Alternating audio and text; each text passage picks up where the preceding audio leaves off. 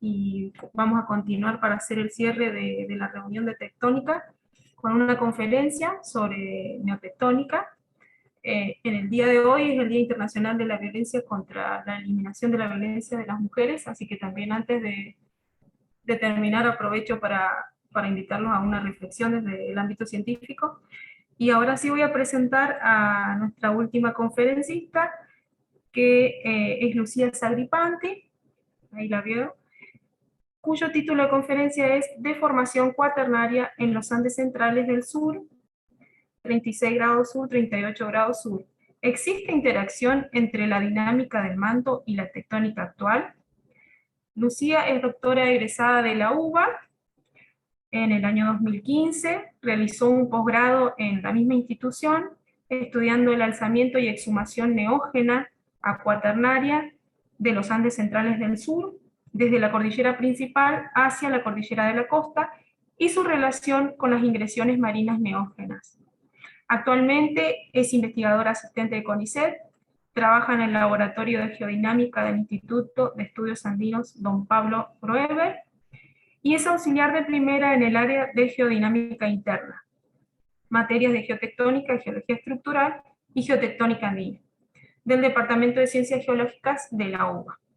Su tema actual de estudio es análisis de las estructuras neotectónicas entre los 35 grados y 36 grados sur, y el estudio sobre la distribución y desarrollo de estructuras activas dentro de una cuña orogénica. Y es autora y coautora de más de 20 trabajos en revistas de alto impacto y capítulos de libros. Así que las dejo con ella, y muchas gracias, Lucía, por estar acá con nosotros. Bueno, gracias, Aixa, por la presentación. Voy a compartir.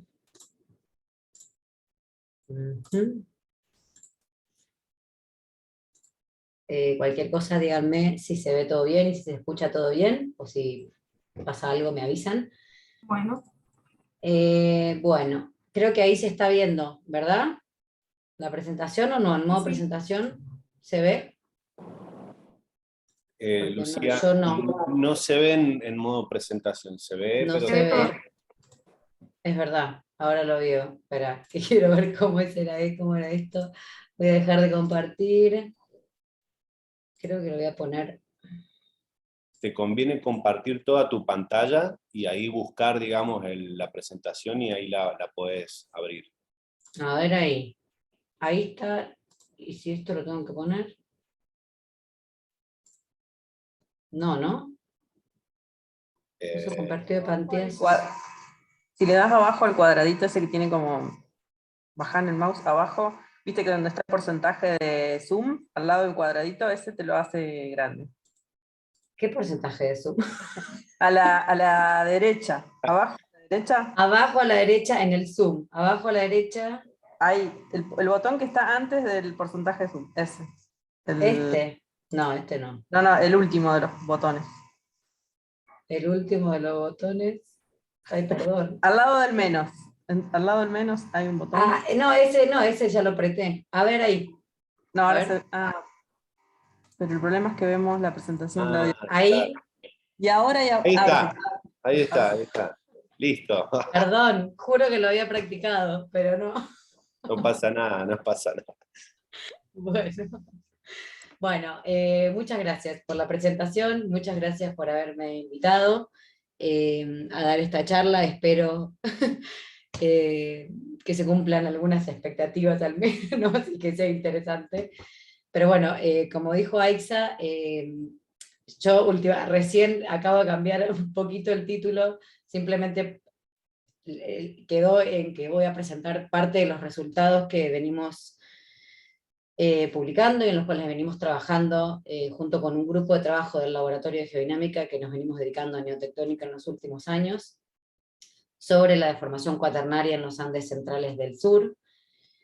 Y en algunas de las publicaciones y en estos últimos años también he intentado como tratar de contestar esta pregunta, o ver si realmente existe una interacción entre la dinámica del manto o la estructura sublitosférica y la neotectónica. Y ahí es donde yo cambié esta palabra por la tectónica actual, porque me parecía que era necesario poner neotectónica y aclarar qué escala de tiempo de la cual voy a estar hablando, porque justo estamos en la sección de neotectónica de la reunión de tectónica, y es importante decir que yo me voy a referir a cosas que son por ahí pleistocenas, pliopleistocenas, y no van a ser tan jóvenes y quizás no estén afectando las rocas del Cuaternario u Holocena, pero aclarándolo y tomando esto como bueno, la definición de neotectónica también incluye al Pleistoceno, y me parece que es muy importante que empecemos a mirar un poquito el Pleistoceno,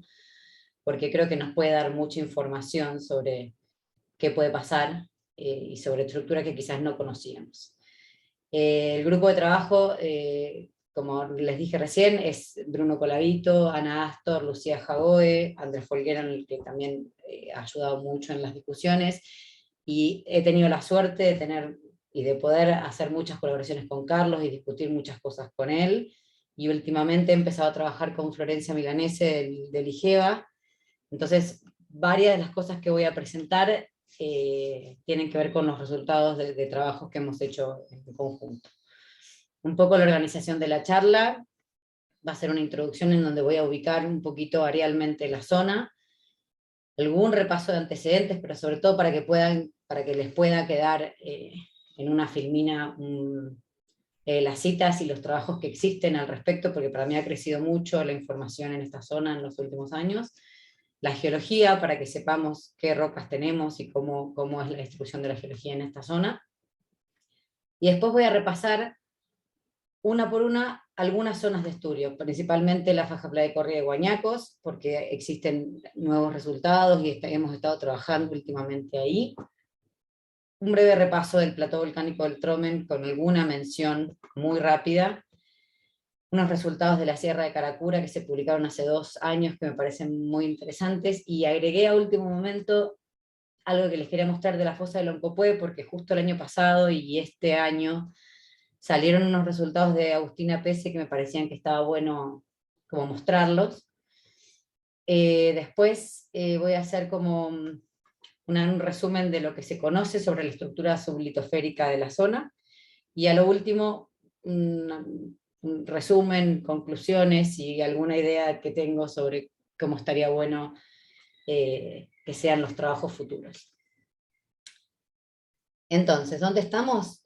Esta es la zona de estudio, principalmente estamos entre los 36 y 39 grados de latitud sur, en los Andes centrales del sur, en la parte más austral de los Andes, justo en el ambiente de la cuenca neuquina, y de aquí hacia el sur comienza la transición hacia los Andes norpatagónicos. Entonces tenemos el desarrollo de fajas plegadas y corridas, como la de Malargüe, la de Chosmalal, la del Agrio, y en el sector interno de los Andes, ahí no sé si logran ver en el mouse, pero bueno, este es el límite entre Argentina y Chile, y en el sector cordillerano aquí se desarrolla la faja playa de Corría de Guañacos. Como geología de aquí, como se puede ver en este mapa, y es llama bastante la atención, desde la Cordillera del Viento hacia el este, tenemos el desarrollo de prácticamente, y la exposición de casi todas las rocas de la cuenca neuquina, con las rocas más antiguas en la Cordillera del Viento, que es donde se exponen rocas incluso carbonífero-pérmicas, triásicas, del basamento de la cuenca, y luego de ahí hacia el este, el desarrollo de un montón la exposición de un montón de rocas desde el Jurásico hasta el Cretácico superior, e incluso en el frente de todo esto, depósitos sinergénicos miocenos, y ahí es donde tenemos las mejores exposiciones de lo que yo, al menos la suerte que tuve de ver de las fajas plegadas y corridas, tanto del Agrio como de Malargüe y Chosmalal. Porque al tener estas secuencias marinas y continentales, al tener depósitos evaporíticos y sedimentos pelíticos, son muchos niveles de despegue y hay unas estructuras espectaculares. Desde el frente, la última deformación registrada, que es en el sinclinal guantraico y en el dorso de los Chigüidos, acá entre los 70 y los 69, hacia el este se desarrolla el plató, el volcanismo de la Payeña. Y metido un poco en el medio de todas estas fajas precorridas está el plató volcánico del Tromen, justo ahí, cerca de la ciudad de Chosmalal. Ahora, si vemos desde la cordillera del Viento hacia el oeste, hacia el lado de Chile, lo que hay, ahí cambia todo un poco los afloramientos, ya no aparecen estos afloramientos de la cuenca Neuquén, y lo que aparece son rocas volcaniclásticas y sedimentarias del relleno de la cuenca de Curamallín, es decir, la cuenca de Curamallín, una cuenca que tuvo un origen oligomioceno extensional y que posteriormente se invierte y forma la faja plebecorria de Guañacos. Entonces ahí tenemos rocas oligomiocenas, volcaniclásticas, volcánicas y sedimentarias, y después un plató volcánico pliopleistoceno que cubre gran parte de esa faja plebecorria, y después el desarrollo de los arcos, del arco actual y algunos granitos miocenos en el lado chileno. Entonces eso es un poquito para que sepamos cómo es la distribución de las rocas que tenemos en este sector. Aquí es lo que les decía, bueno, repasemos un poco los trabajos que se han realizado. Y quise hacer como a modo como recuadro para ubicarlos en este sector, porque han habido, originalmente en el 2004, 2006, 2008, había ciertas discusiones y ciertos trabajos que se focalizaban en el plató volcánico del Tromen, otros en la faja plebecorria de Guañacos. Andrés era uno de los principales que empezó como a publicar cosas con evidencias de formación joven. Pero desde ese punto hasta ahora creo que la situación ha cambiado bastante, que existen un montón de trabajos que muestran evidencias de formación pleocuaternaria. Entonces quería dejar acá al menos las citas de lo que, espero no haberme olvidado de nada, de lo que se conoce y de lo que se ha publicado en los últimos años. Yo voy a comenzar a hacer mención de estas 4 zonas que están acá. Me voy a concentrar bastante en Guañacos porque creo que hay varias cosas para mostrar que me parecen interesantes. Trataré de ser lo más rápida para que no sea tan larga la charla, pero bueno, vamos a empezar entonces zona por zona. Y empezamos desde el oeste, acá en Guañacos. Y antes que nada, lo que decía, la faja plebecorria de Guañacos se forma o la define Folguera en el 2004 como una faja plegada y corrida que se da por la inversión de la cuenca de Curamallín. Y como vemos en este mapa de Radic, la cuenca de Curamallín es una cuenca que tiene como depocentros alternantes, donde tienen fallas, por ejemplo en este caso, que este es el sector que estamos analizando nosotros, este sería la caldera del Agrio, tiene un depocentro principal, con una falla principal hacia el este, y que luego hacia el sur, eso cambia de polaridad, y tiene una falla principal hacia el oeste. ¿Por qué hago mención a esto? Porque desde que se define la cuenca de Curamallín, es que comienzan a existir estas zonas de transferencia, que están alineadas con los volcanes, en este caso con el Cayaqui, con el Copahue y con la cordillera del Mandolegua un poquito más hacia el este, como se ve en este modelo de elevación digital, a la derecha. Entonces, la cuenca de Curamallín, que tiene un origen oligomioceno, extensional, o al menos es lo que por lo menos se dice hasta ahora, y yo creo que se están estudiando esos orígenes, pero posteriormente en el Mioceno superior se invierte, y forma la faja plebecorria de Guañacos. Para el 2004, Folguera presentó un trabajo en el que describe algunas evidencias neotectónicas de las rocas de la formación Cola de Zorro, que tienen alrededor de 2 millones de años, y dice que existe todo un tren de deformación que tiene una componente transpresiva dextral y que las relaciona directamente con la transferencia hacia el este de la deformación de la falla de la Liquiñovsky, que la falla de la Liquiñovsky viene por este sector, se mete por la caldera del Agrio, donde está el volcán Copahue, y se transfiere toda esa deformación hacia el lado argentino. Y él decía que esta deformación tenía una componente de rumbo, y por eso la relaciona directamente con la falla de la Liquiñovsky. 2 años después, Melnik presenta otro trabajo y toma esas mismas evidencias, pero a último, en esta evolución que plantea, él termina diciendo como que esta zona de transferencia finalmente lo que hace es desacoplar esa deformación de la Liquiñovsky con la faja plebecorria de Guañacos, y en realidad lo que él cree que hay acá es como una estructura de pop-up con 2 estructuras principales inversas, una al lado argentino y una al lado chileno, y un colapso axial porque en su trabajo él presenta una falla normal en la Laguna La Laja. Y dice que si existe alguna evidencia de deformación transcurrente de extral es por el cambio de orientación de las estructuras principalmente, pero trata como de desvincularlo un poco de la deformación que viene de la Liquiñovsky. Eso es como lo que sabíamos hasta el 2006, por ejemplo. Entonces, veamos un poco cómo se ven esas estructuras en el campo. ¿Y qué particularidad tiene esta zona? En esta zona, como vemos en este mapa, hay como un límite importante de un frente de estructuras. Esta se llama la estructura Chacaico y esta se llama la estructura Huañaco, la falla Huañacos. Desde este sector hacia la parte interna es donde existen todos los afloramientos de la formación Curamallín, existe un mayor relieve, parte de estas cuencas tienen depósitos glasifluviales, o sea, fueron englasadas en el último máximo glaciar, y tiene un desarrollo muy importante. Este sector del Neuquén es bastante reconocido por un desarrollo bastante anómalo de procesos de remoción en masa. Son avalanchas de roca muy grandes que han sido datadas por Ivana Pena en el 2011 y en el 2010, con edades que tienen 26.000 años, 15.000 años y hasta 6.000 años, es decir, de distintas edades, pero relativamente jóvenes. Pero entonces tenemos un desarrollo de un relieve muy importante en la parte interna, un quiebre topográfico bastante notorio, y de ahí en adelante un desarrollo de un plató volcánico con la formación Cola de Zorro, que tiene edades entre los 4 y los 1.7 millones de años, 1.5, y algunos productos volcánicos más jóvenes. ¿Cómo se ve esa topografía a lo largo del rumbo? Como vemos, existen algunos resaltos que se pueden ver. Esta escarpa es bastante reconocible cuando uno la mira en Google Earth o en el campo. Son fallas que tienen un trayecto, como una extensión bastante importante, son muy lineales, tienen un resalto a veces de 50, 60 metros, o sea, uno está ahí y verdaderamente las ve claramente. Se pueden ver, se pueden marcar fácilmente.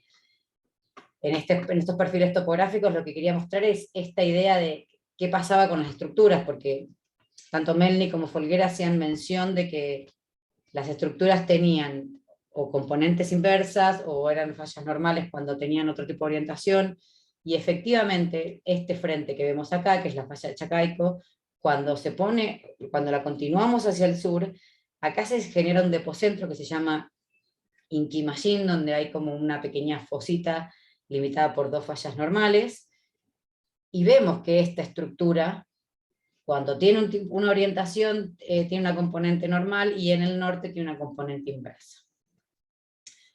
Lo que no vemos que suceda con esta estructura, que es la falla Huañacos, que está un poquitito más hacia el este.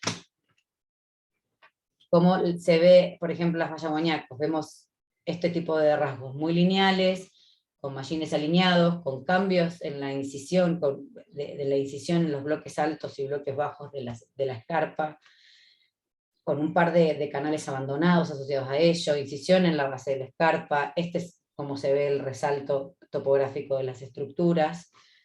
Y si vemos lo que se ve al sur, en este sector de acá, estas imágenes que están acá, las dos de arriba, se pueden ver en la ladera, en la parte norte de este recuadro naranja, y esas son estructuras, fallas normales que afectan a la formación Cola de Zorro.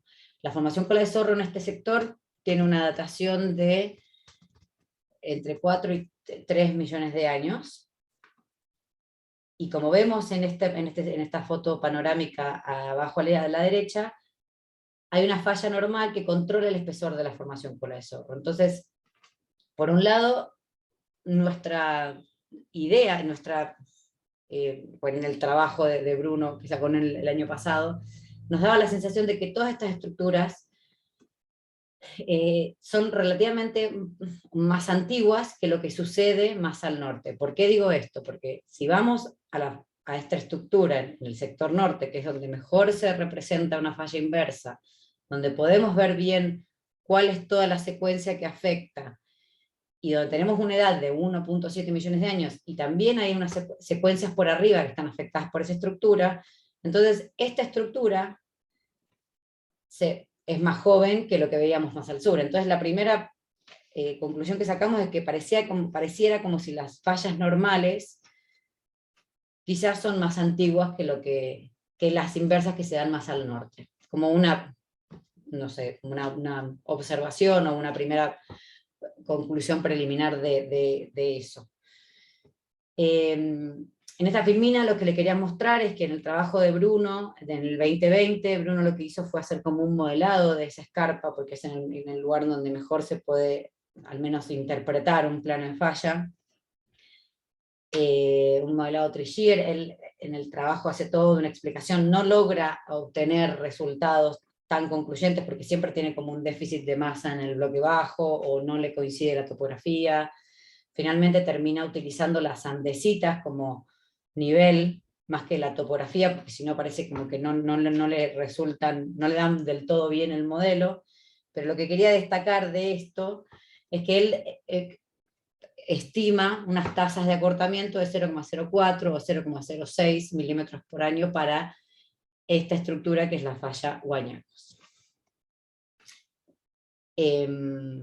Siguiendo con los trabajos que hicimos y que recientemente publicamos con Lucía Jagoe en este sector, y esto es no tanto analizando el punto de vista de las evidencias neotectónicas que teníamos acá, sino que lo que quisimos fue, bueno, probar en este ambiente, que sabemos que hay estructuras neotectónicas, que las tenemos bastante reconocidas, porque hace bastantes años que estamos yendo al campo en este sector, que ahora sabemos que tiene una tasa de acortamiento muy baja, pero también sabemos que hay procesos modeladores de paisaje muy importantes, como son la erosión glaciar y todas las cabeceras de estas cuencas que han estado englasadas, y los procesos de remoción en masa, que es un sector bastante particular por eso, es decir, hay varios avalanchas de roca, deslizamientos complejos. Entonces queríamos saber qué mostraban los índices morfométricos, y si mostraban algo, porque me parece que a mí me gusta mucho usar índices morfométricos, pero también reconozco que pueden ser tramposos, y me parecía un buen lugar para probar qué pasaba.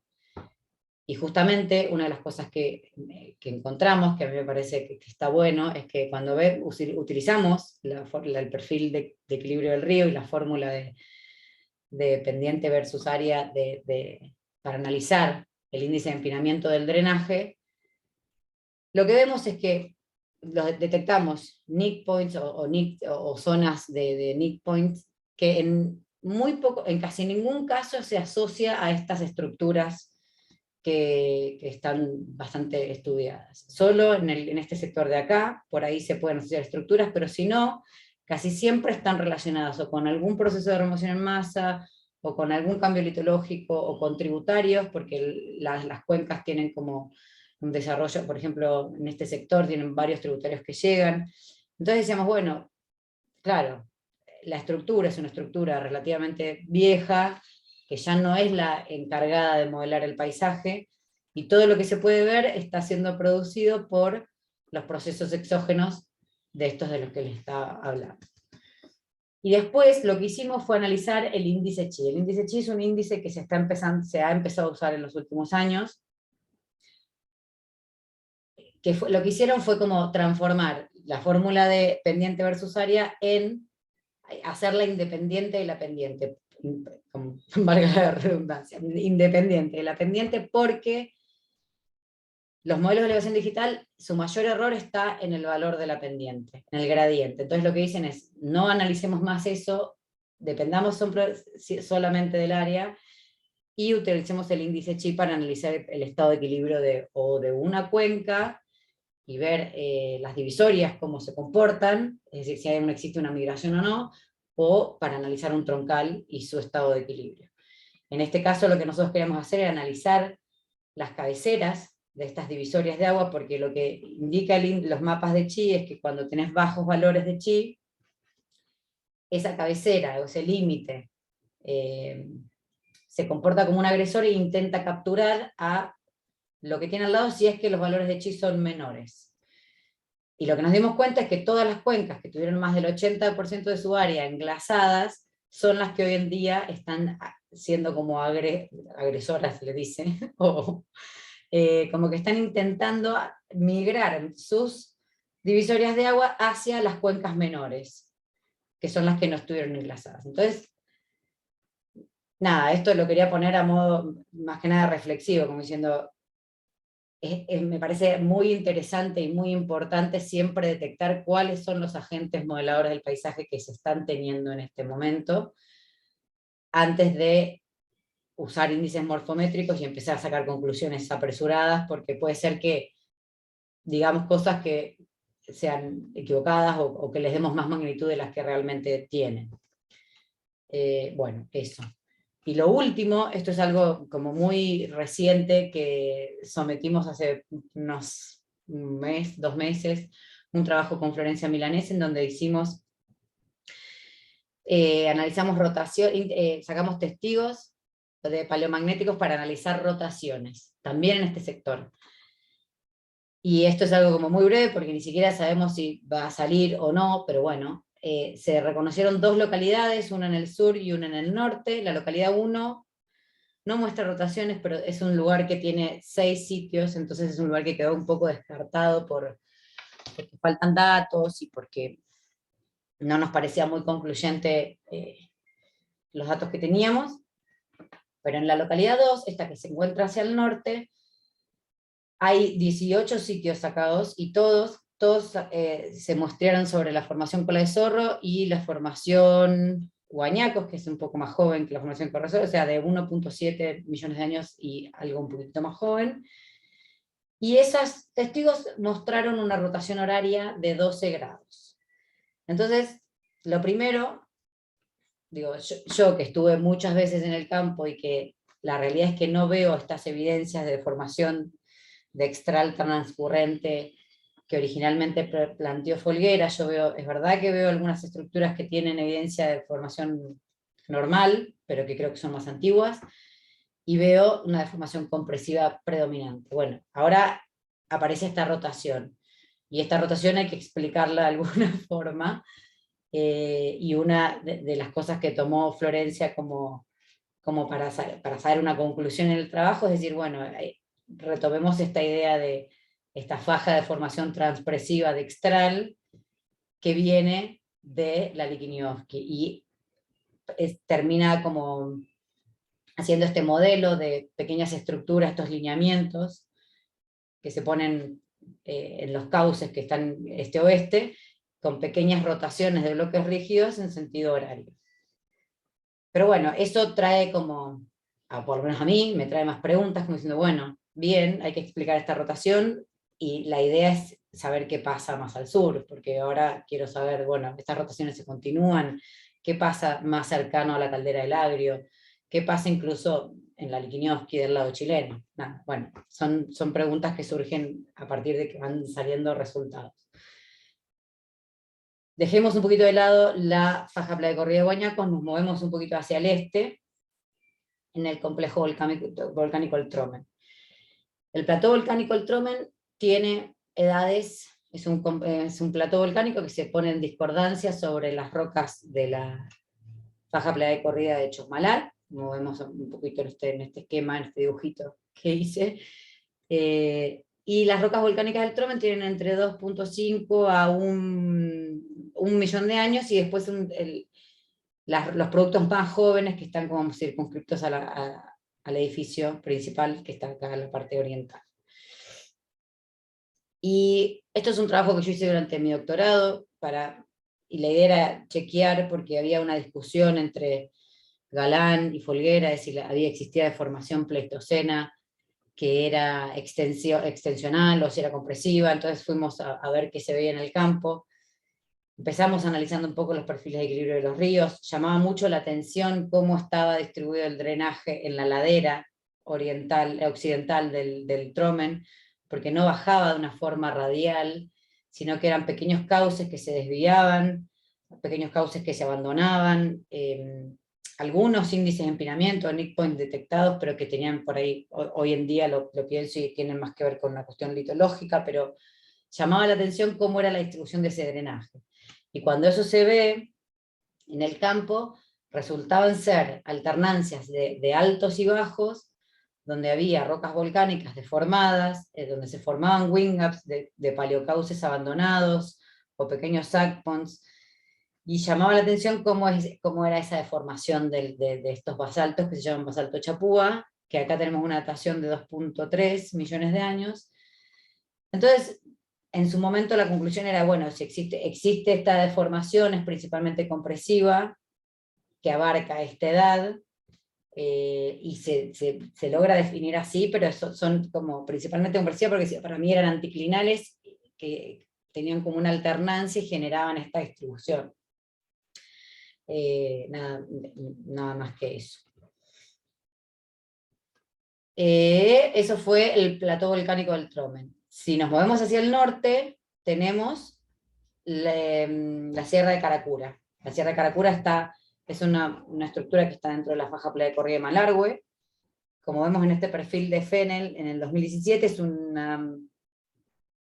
es un anticlinal que tiene dos núcleos principales, en uno aflora el basamento de la cuenca neuquina, y hacia el este después tenemos la exposición de las rocas mesozoicas del relleno de la cuenca. Y una de las cosas que nos llamaban la atención a nosotros es que en el frente de la sierra, en la parte occidental, porque tiene vergencia occidental, perdón, eso no lo comenté, en el frente se veían estos rasgos como se ven acá en este modelo de elevación digital. Algunas incisiones medias raras, un rasgo lineal bastante marcado.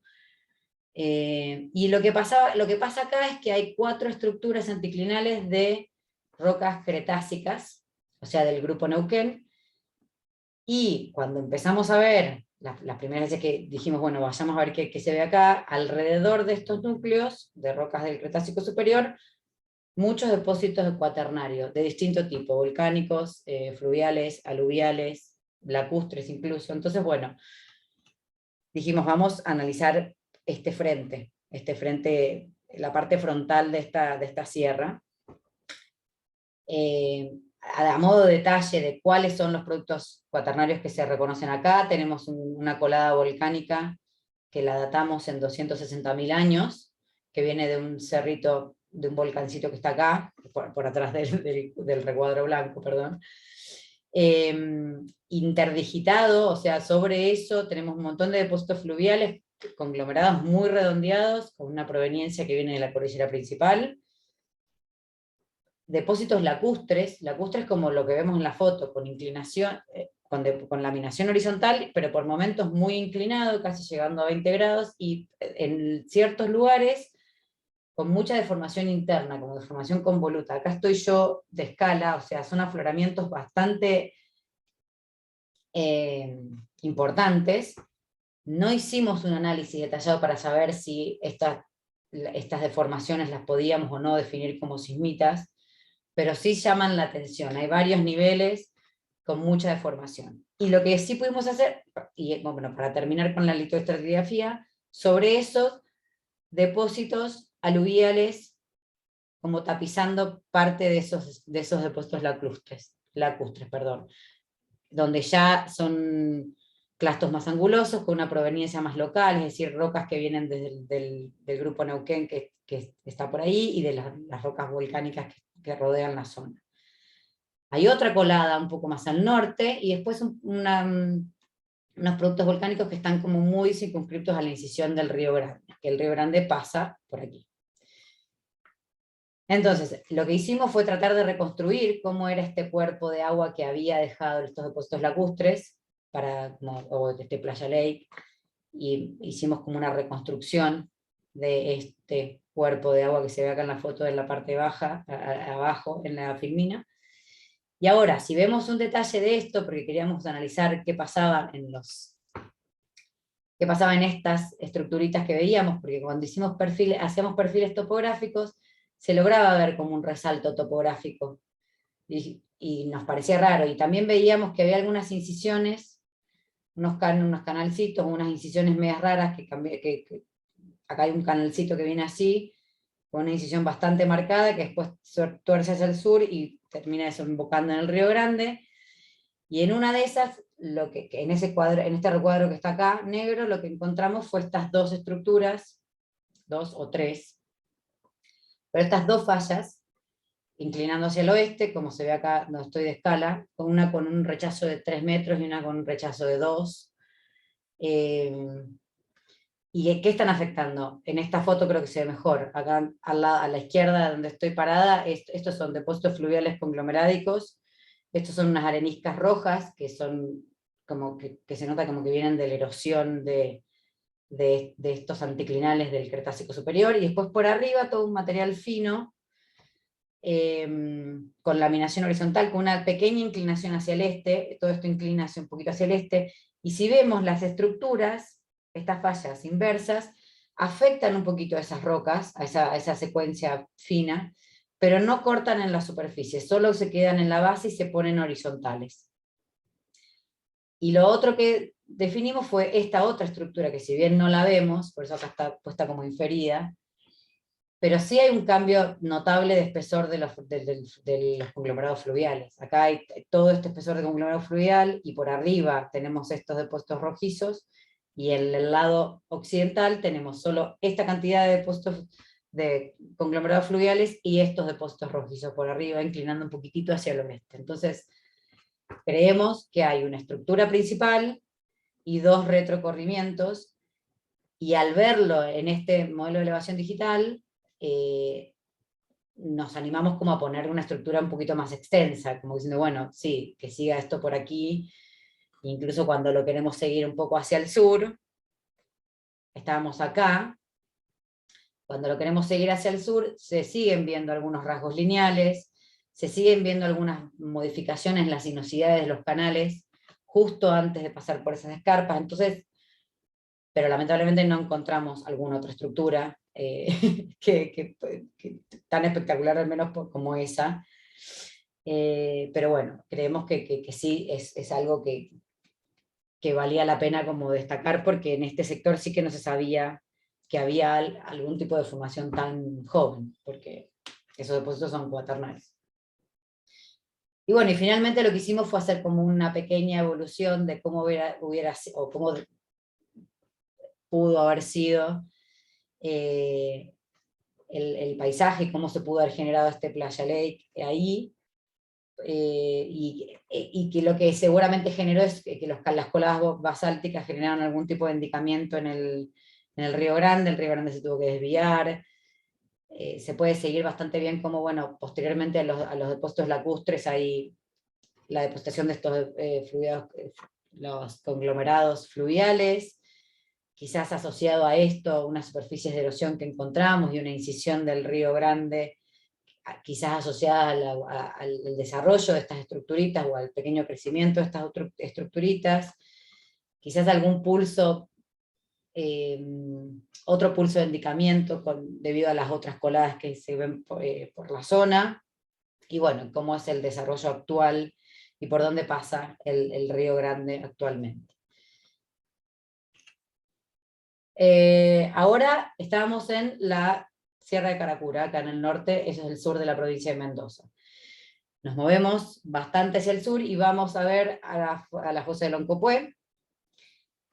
La fosa de Loncopué es uno de los pocos lugares en los que yo nunca he trabajado en el campo buscando como evidencias de neotectónica y tratando de encontrar estas evidencias. Sí sé que hay muchos trabajos hechos de Rojas Veras y de Folguera en su momento del 2010, 2015, pero yo lamentablemente nunca pude como ir a ver, entonces siempre me queda como una duda.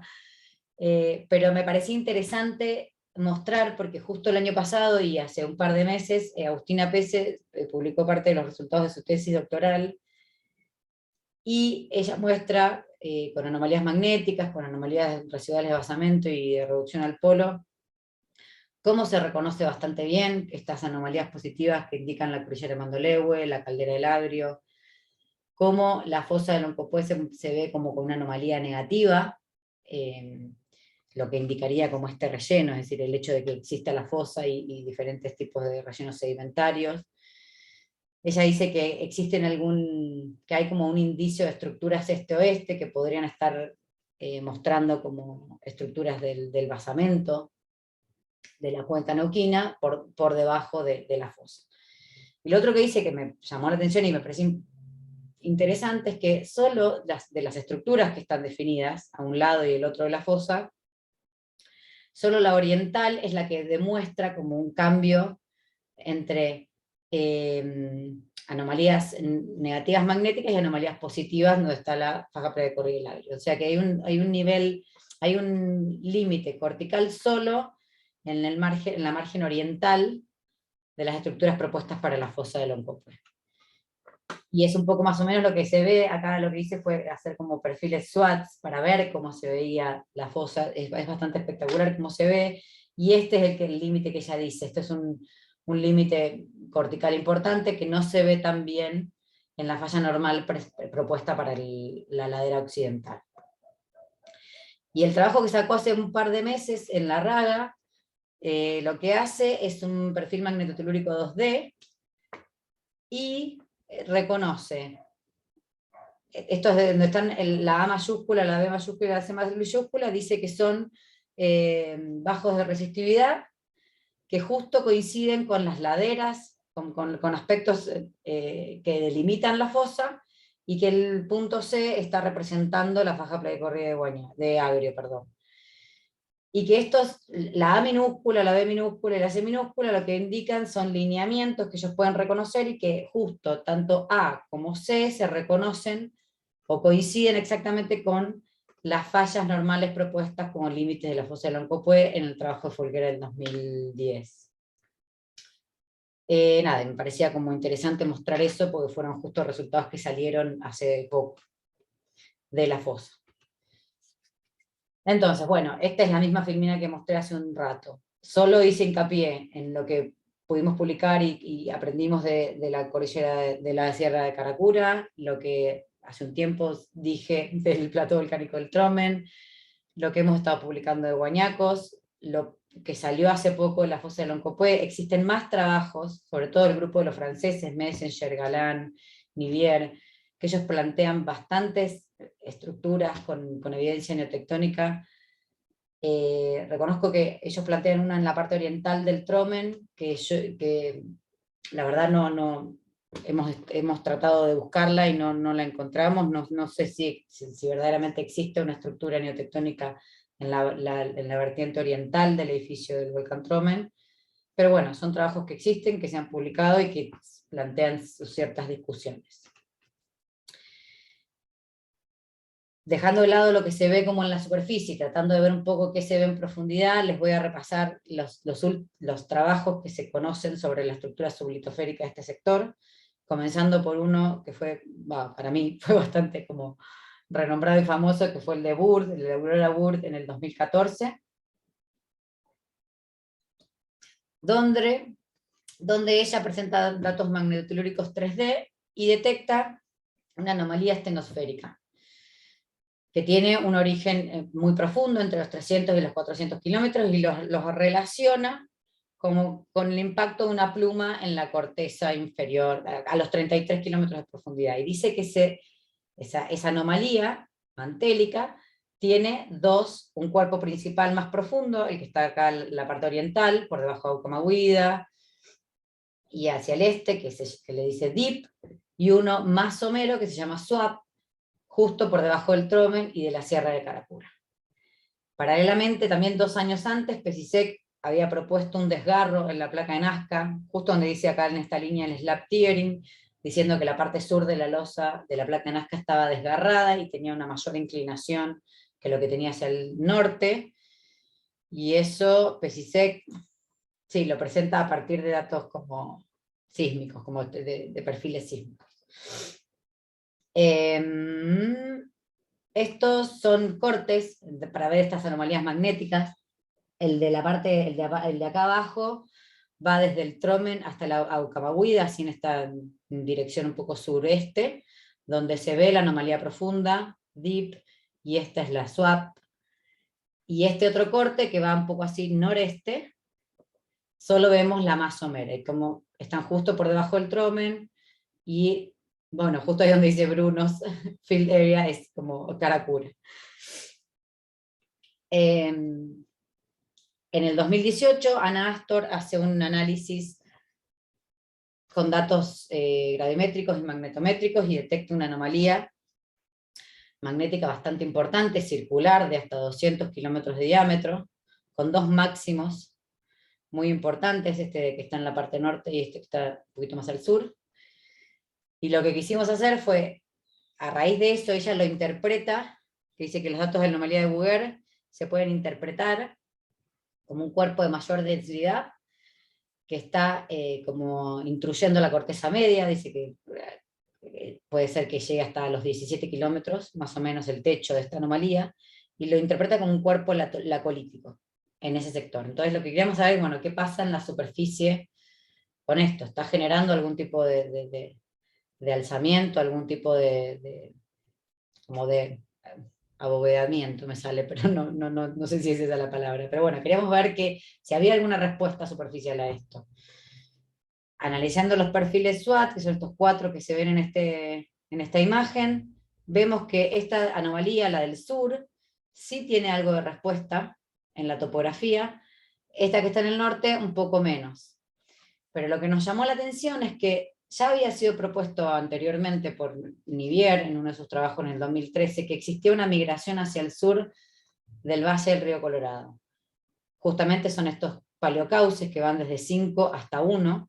Cuando los vemos en un perfil, esta línea blanca punteada lo que representa es este perfil topográfico. Y efectivamente se ve que hay paleocauces que van buscando un nivel de base menor. Bueno, eso que ya había sido propuesto, nosotros creemos que puede tener que ver con el hecho de que, bueno, si acá hay un abovedamiento de la superficie, el río Colorado tiene que tender a migrar hacia el sur para escapar de eso. Y también lo logramos ver con un paleocauce del río Neuquén, que se ve por aquí, mostrando una tendencia de migrar, de la migración del río hacia el sur, donde decimos, bueno, quizás también puede llegar a tener que ver con esto que vemos acá. Cuando comparamos la anomalía presentada por Ana Astor en el 2018, coincide muy bien con la anomalía profunda descrita por Bull en el 2014, y lo último que salió hace poco, que fue un trabajo de Guido Gianni en el 2017, y después una revisión de un capítulo del libro en el 2020, que me pareció interesante porque lo que hace Guido es como conectar todo. Que la capacidad que tiene Guido de conectar todo, y me pareció re interesante mostrarlo, porque aparte salió hace poco. Él lo que dice es, bueno, hay propuesto una migración del arco desde los 20 millones de años, 15 millones de años, hasta los 5 millones de años, con una subducción horizontal que después se empina y genera el vulcanismo de la Payeña. Dice, bueno, lo que él dice es, hace una reconstrucción utilizando el Shipley y todos los datos que tiene de campo, y todo lo que se sabe de la anomalía de Burt y del tiering de Pesisek, y lo que había dicho Ana Astor hace un par de años, y lo que dice es, reconstruyendo todo esto, la losa, y reconstruyendo esta pluma mantélica propuesta por Burt, dice que la losa a los 10 millones de años la reconstruye y le queda la pluma justo por debajo, justo antes de iniciar la subducción horizontal. Entonces dice, la pluma estaba por debajo de la losa cuando empieza a horizontalizarse, quizás, y que la pluma es la quizás responsable de generar este debilitamiento termomecánico que puede haber producido el desgarro en la placa de Nazca. Y que cuando se produce ese desgarro, la pluma se inyecta por ese tiering y se forman estas dos anomalías, la deep, que es la un poco más profunda, y si se descabeza parte de esa pluma en la que es masomera y se conoce como SWOT.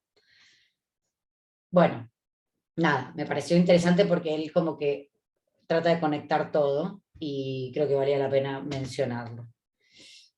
Eso en cuanto a lo que sabemos de la estructura sublitosférica hasta acá. Y ya llegamos al final de la charla y al de las conclusiones, si es que hay alguna como conclusión fuerte, porque en realidad es una reflexión más que nada, que es simplemente que yo empecé a trabajar en mi tesis doctoral, no era una tesis doctoral en la que tuviera análisis neotectónico. me empecé a meter en el área, me fascinó, me gusta, y es a lo que me estoy dedicando, pero sí creo que el sector de los Andes centrales del sur era el sector en donde la neotectónica no se conocía, había algunas menciones, pero no se trabajaba sistemáticamente para entender cómo era la distribución de estas estructuras, si existían, si no, si afectaban a rocas. Es verdad que no tenemos roca de formación en el cuaternario con un riesgo sísmico, no hay sismicidad en la zona, pero sí creo que hay mucha más deformación en el Pleistoceno de lo que creíamos. Entonces, una de las conclusiones es decir, bueno, hemos aprendido mucho y sabemos que hay un montón de estructuras en la parte del antepaís y un montón de otras estructuras que están muy circunscritas al arco o a los main Andes, o a los Andes principales. Y una de las conclusiones que saco en uno de los trabajos que publiqué es que quizás en la parte del antepaís el desarrollo de estas estructuras que al parecer no parecen tener un orden muy claro, no es que podemos marcar un frente orogénico en el quiebre topográfico, no se puede hacer eso, es bastante como caótico, son estructuras discontinuas, medias perdidas, y lo que en su momento creí es que quizás tenía algo que ver el hecho de tener estas anomalías mantélicas definidas en ese sector, y que eso producía un debilitamiento termal en la corteza y facilitaba el desarrollo de ciertas estructuras. Y también pensando en qué pasaba con la fosa de Loncopué, por qué la fosa de Loncopué tiene registrado no sé, en el vulcanismo pleistoceno fallas normales, y es como en el único lugar donde aparentemente se producen fallas normales, y quizás pensaba como que el slab tearing era una explicación, permitiendo que si la losa hacia el sur está más empinada, ahí se puede dar extensión y no en el resto. Entonces, esa coincidencia areal a mí me hacía pensar como que, bueno, que quizás la estructura sublitosférica sí da algún indicio de alguna posible explicación de por qué tenemos una distribución de las estructuras de esa forma. Y después lo otro que queda, y esto es a lo que va con lo de trabajos futuros, es que en los trabajos de Bruno pudo definir o calcular, al menos, tasas de acortamiento mínimas para la faja playa de Córdoba de Guañacos, también sacó tasas de levantamiento para la Sierra de Caracura. Vemos que son valores muy, muy bajos. Y una de las cosas que hemos pensado, y que incluso he tenido la oportunidad a veces de discutirlo un poco con Carlos, es si realmente la estructura de Guañacos es la continuación hacia el noreste de la deformación de Liquiñovsky. Bueno, Liquiñovsky tiene una deformación muy alta.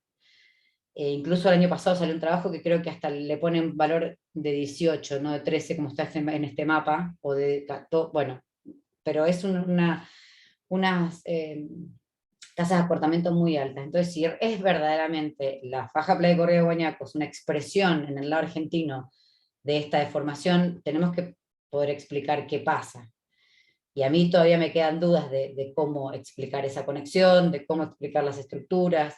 Entonces, como trabajo futuro, yo creo que primero tenemos que tratar de cerrar, como de que cierren estos valores, y después creo que tanto hacia el norte de Neuquén, que sería como este sector de que está acá, desde el bloque San Rafael hacia el oeste, tratar de continuar estudiando y reconociendo estructuras y poder conectarlas con lo que se conoce más al norte, que creo que hay un montón de estudios ya hacia el norte de Mendoza, y que definen muy bien el frente. Sé que José el año pasado, el anterior, también publicó un trabajo, José Mezcua, digo, con alguna evidencia. Entonces me parece que estaría bueno tratar de ir conectando de a poquito, a ver si existe un frente orogénico pleistoceno, con alguna deformación importante, y creo que hacia el sur siempre también es como una gran incógnita, porque no creo que toda la deformación esté solo restringida a la zona, al sistema de falla de Liquiñovsky. Yo creo que hay más cosas para ver, y nada, que vale la pena intentar al menos. Y bueno, ahí está. Eso fue todo. Muchas gracias.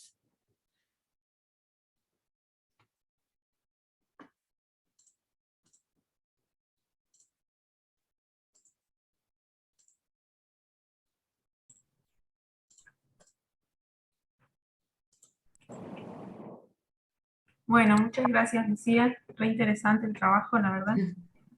Eh, Gracias. Súper puntual y prolija también con el tiempo. Con el ay, no sé, es lo Así, que te iba a decir, no te 58, iba a sí, preguntar. sí, perfecto. Así que ahora que damos lugar para preguntas y si quieren encender la cámara para hacerlo, se puede hacer.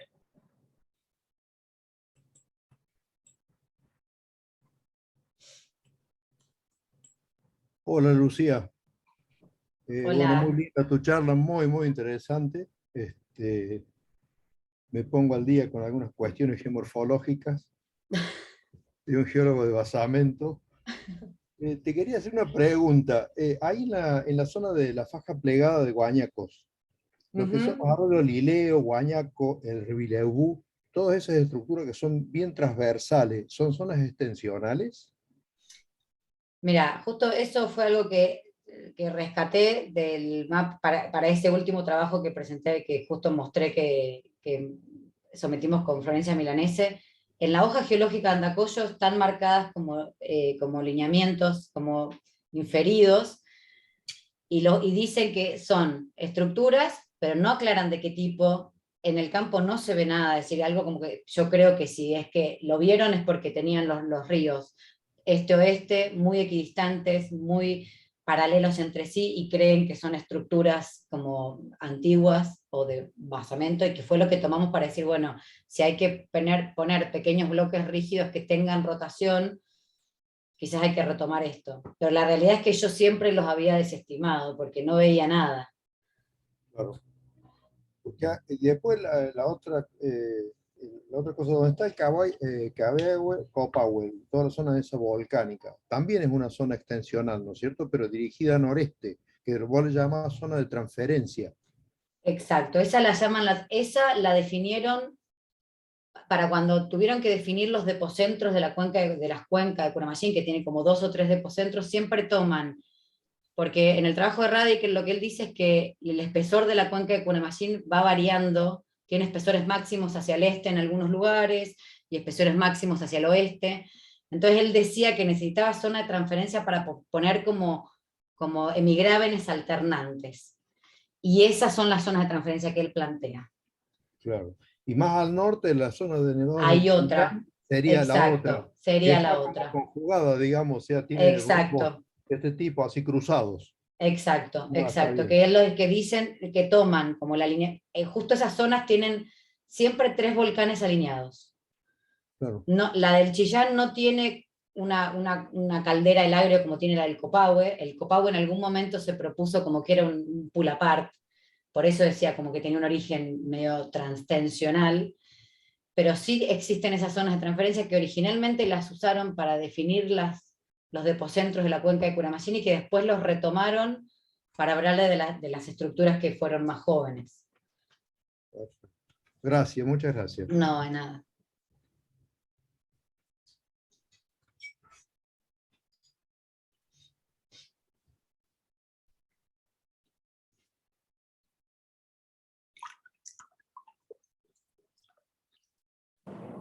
Gracias, Lucía. De nada. Gracias por aceptar dar una conferencia. Estuvo muy buena, ¿eh? Es difícil hablar tanto tiempo. Vamos a ver Sí. si se anima ahí la gente de la comisión, a ver si se anima a preguntar algo. Espero que se haya entendido, no me importa. Sí, se entendió. Pasa que hay quienes estamos medio alejados de ese tema, entonces No, claro, no, sí, sí, sí, me no nos imagino, bueno. animamos mucho a preguntar. Tenemos miedo de quedar mal, Lucía, decir pavada. No, ¿qué? Tengo que pensar ahí en la caldera de Copahue ahora de vuelta. ¿Viste? Ay, que para mí ahí hay, no sé muy bien qué pasa, pero esto lo he discutido bastante con Carlos. Le digo, hay algo raro, no puede ser que la falla de Liquiñowski tenga esos movimientos que tiene, y que hacia Argentina, si es que todo lo que está sucediendo depende de la deformación o se transfiere hacia Argentina, que cambie tanto. Me parece que ahí hay que pensar un poco más un modelo que Una cuestión, discúlpame, ahí Sí. o sea, donde está la caldera del Agrio, ¿alcanza a aflorar la falla de Liquiñe-Ofqui? ¿O está simplemente llevada hasta ese lugar como una traza? Pero La aflora. falla, la falla de Liquiñoski a veces es muy difícil verla, primero, en principal. El lado Claro, chileno, que es donde mejor definida está. En el sector norte de la falla Liquiñoski es donde los trazos se hacen cada vez más confusos y lo que se ve es algo muy lineal que viene por sobre los volcanes actuales y termina en el Copahue. claro. Pero en Y ningún desde lado ahí, aflora algo, digamos, alguna no. estructura vertical o como aparecería Al que. menos yo estuve justo del lado occidental, del lado chileno, cerca del Copahue buscando. La realidad es que no lo veo, no lo vimos, y todas las evidencias que toman para hablar de la tasa de formación de la Liquiñoski, de dónde está, siempre son más al sur. He hablado mucho con Tazara para decirle, hay que estudiar la parte norte de la Liquiñoski, porque si siguen estudiando los 40 grados, 42, no, como que falta, no sé, a los 38 hay muy pocos trabajos, está bien que no se ve nada, hay mucha vegetación, es muy complicado, pero siempre son rasgos lineales que se han tomado para decir, bueno, viene por acá y quizás se mete por acá. Es como una interpretación, pero son interpretativas, no es que la falla se ve. Está bien.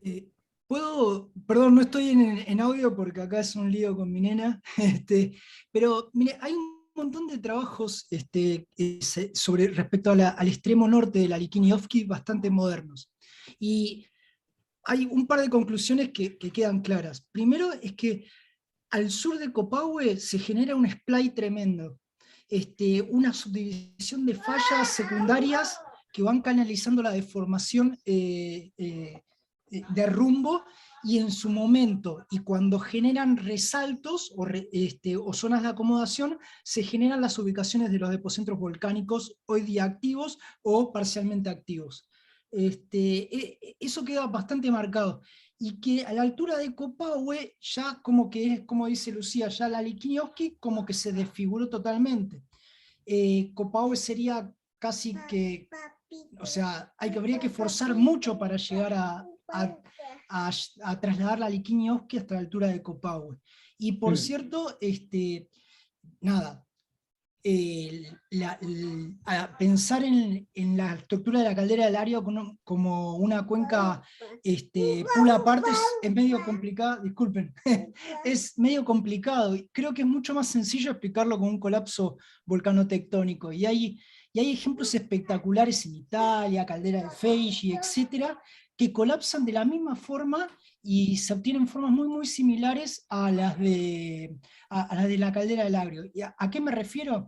Que cuando vos mapeas la caldera del Agrio, los márgenes tienen las mismas estructuras que toda la cuenca neuquina. Las mismas estructuras de la cuenca neuquina. Las noreste y la Claro, sí, sí. intersección Sí, noroeste-sureste. efectivamente. O sea, claramente ahí lo que está pasando es un colapso volcanotectónico por, bueno, cola de zorro y demás, y bueno, nada. Y a lo que voy es que otra cosa que dificultaría la generación del pull apart es el hecho de la ramificación, del splay. Cuando vos ramificás en la terminación de un sistema de rumbo, cada una de las fallas tiene menor componente. Entonces, si justo Copahue está en una zona donde el Liquiñoski se ramificó un montón y hay un montón de trabajos explicando los volcanes, la ubicación de los volcanes por esta ramificación, es probable que a la altura de Copahue ya el desplazamiento de rumbo no sea Claro, tan sea casi significativo. nada, claro. Está A bueno, ver, está bueno. yo me imagino de que, o sea, lo que vos decís de que son, por ejemplo, digamos, la orientación del Chillán y la orientación del Copahue, sí, son las estructuras típicas de la cuenca neuquina. Pero por otro lado también puede ser de que justamente cuando la falla de Liquiñoski se encuentra con esas grandes estructuras, evidentemente que termina en ese lugar y digamos como que es una zona de terminación. O sea que puede Bueno, ser que llegue hasta ese lugar y como que se absorba la deformación porque se encuentra con esa enorme estructura transversal. incluso al lado de chileno está planteada el lineamiento de la Nalhue, que es un lineamiento también que tiene como un nivel, que tiene como es como un límite en las rocas de basamento. Yo no soy experta en eso, pero sé que a partir de ahí los complejos metamórficos de basamento en la cordillera de la costa cambian, y siempre se planteó eso como un límite bastante importante. Incluso Melnik, no sé si en algún momento no planteaba como que era una microplaca que te mantenía como un movimiento diferencial, la Likini-Ofqui por un lado, el lineamiento Lanalgua hacia el norte, que es justo a los 37, y toda la cordillera de la costa. Entonces hay ahí como unas cosas que pueden plantear estos límites que vos decís, Roberto. Sí, fascinante, realmente lindo para verlo, ¿no? O sea, me da ganas de salir al campo. Es muy linda, la zona es muy linda. No sé cuánto se ve, pero qué linda es linda. Y bueno, Roberto, ahora que estás jubilado, podés tomarte un Claro, sí, viajecito, claro. te pones ahí el sombrerito y empezás. Claro. Sí. Qué bueno, che. Muy lindo eso. Bueno, si no hay más preguntas, agradecerte, Lucía. Muchas gracias por la invitación, muchas gracias. Dale, muchas gracias a vos. Y muy bueno todo, la organización. Deben estar, no sé si estarán muy agotados o no, pero salió todo re bien.